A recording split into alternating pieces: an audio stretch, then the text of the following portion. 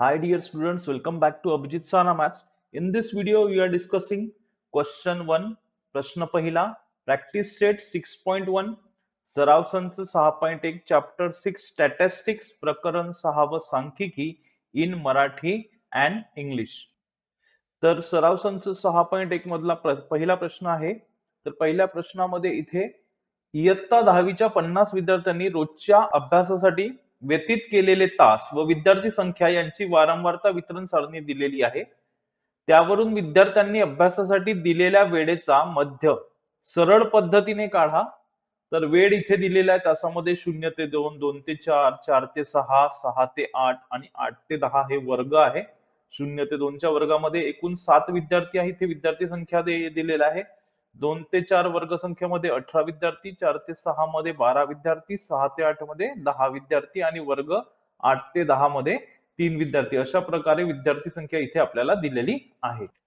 तर प्रश्नामध्ये जो तक्ता दिलेला आहे त्या तक्त्यावरून आपल्याला इथे उकल मध्ये एक तक्ता तयार करायचा आहे. तर इथे वर्ग घ्यायचा आहे. सुरुवातीला वर्गामध्ये हे 0 ते 2, 2 ते 4, 4 ते 6, 6 ते 8 आणि 8 ते 10 हे वर्ग घ्यायचे. म्हणून आपण वर्गाच्या स्तंभामध्ये कॉलम मध्ये 0 ते 2, 2 ते 4, 4 ते 6, 6 ते 8, 8 ते 10 असे वर्ग घेतलेले आहे. आता आपण जर याचं वर्गमध्य काढायचं असेल तर वर्गमध्य हे वर्गाची सरासरी असते. आता हे सरासरी कसं काढणार? इथे बघा 0 अधिक 2 छेद 2 म्हणजे एकूण 2 घटक आहे. पहिला घटक दुसरा घटक म्हणून दोन्ही घटकाची बेरीज करायची आणि 2 ने भागायचं. म्हणजे 0 अधिक 2 2 छेद 2 2 आणि 2 ने भागलं तर 1 इथे येते. म्हणून 0 ते 2 चा वर्गमध्य 1 येणार आहे. त्यानंतर 2 ते 4 चा वर्गमध्य 2 अधिक 4 छेद 2 घटक असल्यामुळे छेद 2 करायचं आहे. 2 आणि 4 6 छेद 2 बे 1 बे बे त्रिक 6 म्हणजे 3 इथे आपल्याला वर्गमध्य मिळालेलं आहे. त्यानंतर 4 ते 6 चा वर्गमध्य आपल्याला काढायचा आहे. म्हणजे 4 अधिक 6 छेद 2, 4 आणि 6 10 छेद 2 म्हणजे बेक ब बे पंचे 10 म्हणजे इथे 5 हा वर्गमध्य आलेला आहे. त्यानंतर 6 ते 8 चा वर्गमध्य 6 आणि 8 14 झाले. 14 ला जर आपण 2 ने भागलं तर 7 हा वर्गमध्य निघत आहे. 8 आणि 10 8 अधिक 10 छेद 2 म्हणजे 18 छेद 2 जर आपण केलं तर इथे 9 हा वर्गमध्य येत आहे. अशा प्रकारे आपण वर्गमध्य काढलेला आहे. तर वर्गमध्य हा वर्गाची काय असते? सरासरी असते. त्यानंतर आपल्याला हा जो तक्ता घ्यायचा आहे तो वारंवारतेचा तक्ता घ्यायचा आहे. जर हा वारंवारच्या तक्तेमध्ये एकूण विद्यार्थी संख्येचा जो घटक आहे ते सर्व घटक हे वारंवारतामध्ये येणार.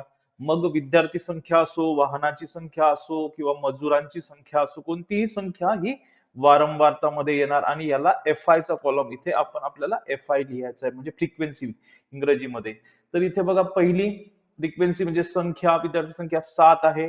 0 ते 2 मध्ये 0 ते 2 मध्ये 7 आहे म्हणून आपण इथे 7 लिहिलेला आहे. 2 ते 4 मध्ये 18 आहे. 2 ते 4 मध्ये 18 आहे म्हणून आपण इथे 18 घेतलेला आहे. 4 ते 6 मध्ये 12, 4 ते 6 मध्ये इथे 12 घेतलेला आहे. 6 ते 8 मध्ये आपल्याला इथे 10 असल्यामुळे आपण 6 ते 8 मध्ये इथे 10 घेतलेला आहे. त्याप्रमाणे 8 ते 10 मध्ये 3 आहे म्हणून आपण इथे 3 घेतलेला आहे. आता बघा आपल्याला वर्गमध्य आणि वारंवारता हा FI चा कॉलम झाला. या दोघांची आपल्याला काय करायची आहे? इथे गुणाकार करायचा आहे. तर इथे आपल्याला वर्गमध्य XI आणि वारंवारता हा XI चा कॉलम आणि हा FI चा, या दोघांचा आपल्याला गुणाकार करायचा आहे. म्हणून 1 गुणिला 7 1 गुणिला 7 आपल्याला इथे 7 मिळालेला आहे. 3 गुणिला 18 इथे 3 गुणिला 18 आपल्याला 54 मिळालेला आहे. 5 गुणिला 12 5 गुणिला 12 12 म्हणजे 60 म्हणजे आपल्याला इथे 60 मिळाले आहे. 7 गुणिला 10 दोघांचा गुणाकार 70 इथे आलेला आहे. त्यानंतर 9 तिरी 27. आता आपल्याला एकूण FI म्हणजे वारंवारताची एकूण बेरीज घ्यायची आहे. 7 अधिक 18 अधिक 12 अधिक 10 अधिक 3 या सगळ्या संख्याची जर आपण इथे बेरीज केली तर तिथे 50 येत आहे. म्हणून एकूण FI बरोबर आपल्याला इथे 50 मिळालेला आहे. त्याचप्रमाणे आपल्याला एकूण XI FI ची सुद्धा आपल्याला इथे किंमत काढायची असल्यामुळे आपण सुरुवातीला 7 अधिक 54 अधिक 60 अधिक 70 अधिक 27 या सगळ्यांची जर बेरीज केली तर ते 218 येत आहे आणि ही झाली एकूण XI/FI ची किंमत. म्हणून आपण इथे एकूण XI/FI बरोबर आपण इथे 218 लिहिलेलं आहे.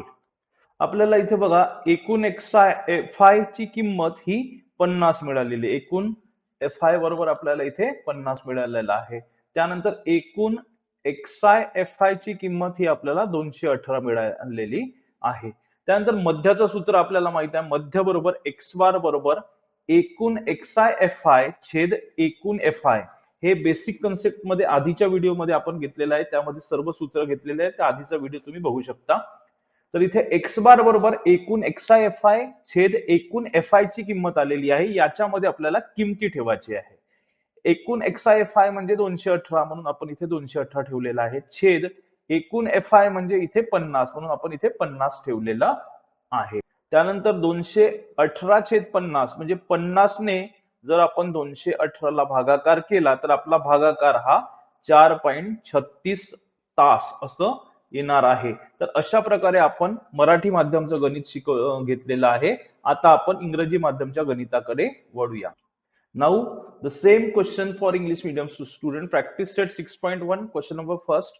The following table shows the number of students and the time they utilize daily for their studies. Find the mean time spent by the students for their studies by the direct method. Time hours, the interval is 0 to 2. First interval, that is total number of students in 0 to 2 hours are 7. And 2 to 4 interval 18 students, 4 to 6 interval 12 students, and 6 to 8 interval there are 10 students, and 8 to 10 in our interval there are 3 students.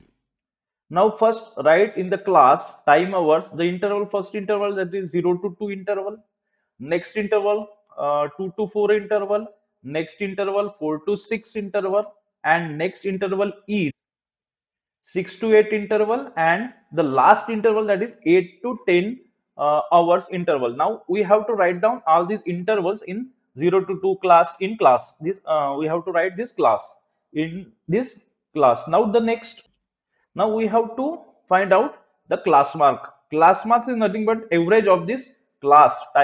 Class means 0 plus 2 divided by 2, average of this, that is 2 divided by 2, that is 1. Now average of 2 and 4, 2 plus 4 divided by 2, that is 6 divided by 2, that is 3. This is the um, average of this 2 and 4. And average of 4 and 6 is 5, that is 4 plus 6, that is 10 divided by 2, 5.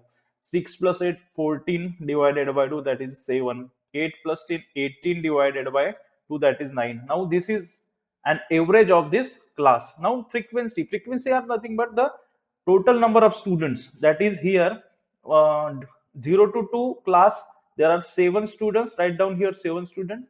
2 to 4 there are 18 students, therefore we have written 2 to 4 there are 18 students. 4 to 6 there are 12 students, we have written 4 to 6 12 students. 6 to 8 there are 10 students, therefore we have written 10 students here. 8 to 10 there are 3 students, therefore we have written here 3 students. Now we have to this is the column of FI, that is the frequency. Frequency is the total number of students, either maybe total number of students.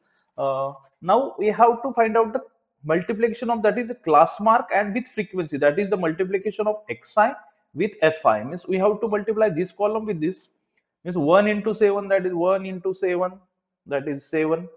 3 into 18, 3 into 18 is equals to 54. Now the multiplication of 5 and 12, that is 60. The multiplication of 7 with 10, that is 70, and 9 into 3, that is 27. In this way we have tabulated this form. Now we have to calculate the total summation of Fi, that is 7 plus 18 plus 12 plus 10 plus 3. The total summation of this 7, 18, 12, 10 and 3 is 50. Therefore, total sum of summation of Fi equals to 50. Similarly, we have to sum all the values of XI/FI, that is 7 plus 54 plus 60 plus 70 plus 27. The total summation of this XI/FI is 218. Therefore, total sum, that is XI summation XI/FI equals to 218. Now we know the formula of mean, that is mean equals to x bar equals to summation of xi fi divided by fi. Now we have calculated the value of summation of xi fi, that is 218. Therefore we have put here 218, and the summation of fi is nothing but 50. Therefore we have put 50 here, that is 218 divided 50. On calculating 50 218, we get 4.36, that is 4.36 hours. Now, subscribe Abhijit Sana Maths to get more mathematics videos.